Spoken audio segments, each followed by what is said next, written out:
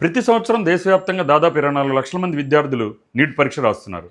కానీ అందుబాటులో ఉన్న సీట్లు ఎంబీబీఎస్ సీట్లు మాత్రం సుమారుగా 2.5 లక్షలే. అంటే ప్రతి సీటు కోసం వందలాది మంది విద్యార్థుల కలలు పోటీ పడుతున్నాయి. ప్రపంచంలోనే ఒక దేశంలో అత్యధిక సంఖ్యలో విద్యార్థులు రాసే అతి పెద్ద పరీక్ష నీట్. దానికి తగ్గట్టుగా బలమైన వ్యవస్థ ఏర్పాటు చేయలేదు అనేది నిర్వివాదాంశం. ఒక మధ్యతరగతి కుటుంబం ఇంట్లో ఉన్న కాస్త కూస్త బంగారం అమ్మి అప్పులు చేసి పిల్లల్ని డాక్టర్ చేయాలని కలలు కంటుంది. ఒక గ్రామీణ విద్యార్థి కరెంటు పోయినా కొవ్వొత్తి వెలుగులో చదువుతాడు. రోజుకు 12 గంటలు చదివి సంవత్సరాల శ్రమను ఒక పరీక్షపై పెడతాడు. పైగా కోచింగ్ సెంటర్లో తమ తల్లిదండ్రులకు భారమైన భారీగా ఫీజులు కట్టి చాలామంది విద్యార్థులు కోచింగ్ తీసుకుంటారు. కానీ చివరికి గెలుస్తోంది ప్రతిభ లేక వ్యవస్థలో దాగి ఉన్న అవినీత.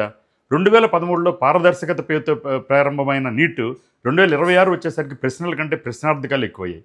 మొన్న 12వ తేదీన పరీక్షను పూర్తిగా రద్దు చేయడం ఇదే మొదటిసారి. 2024లో కూడా పాక్షికంగా రద్దు చేసి మళ్లీ నిర్వహించడం జరిగింది. పేపర్ లీకులు, మార్కుల వివాదాలు, అక్రమాల ఆరోపణలు ఇవి కేవలం వార్తలు కావు. ఇవి 24 లక్షల మంది విద్యార్థుల నమ్మకాన్ని ఛిద్రం చేస్తున్న ఘటనలు. పరీక్షలకు ఒక్క నిమిషం ఆలస్యంగా వచ్చినా వెనక్కి పంపడం, పరీక్ష కఠినంగా ఉండటం గొప్ప కాదు, అది సమర్థవంతంగా నిర్వహించడం గొప్ప. మెరిట్ని రక్షించలేని వ్యవస్థ దేశ భవిష్యత్తును ఎలా నిర్మిస్తుంది? నేను అడుగుతున్నా, అది నేషనల్ టెస్టింగ్ ఏజెన్సీయా లేక నేషనల్ టార్మెంటింగ్ ఏజెన్సీయా అని. నీట్ ఇకపై అయినా నీట్గా కండక్ట్ చేస్తే ఎన్టీఏకి ప్రభుత్వానికి మంచిది. అలాగే ఈ పేపర్ లీక్కు బాధ్యులైన వారిపై ఎలాంటి చర్యలు ఉండాలంటే ముందు ఎవరైనా సరే ఇలాంటి ఆలోచన చేయడానికి కూడా సాహసించకూడదు.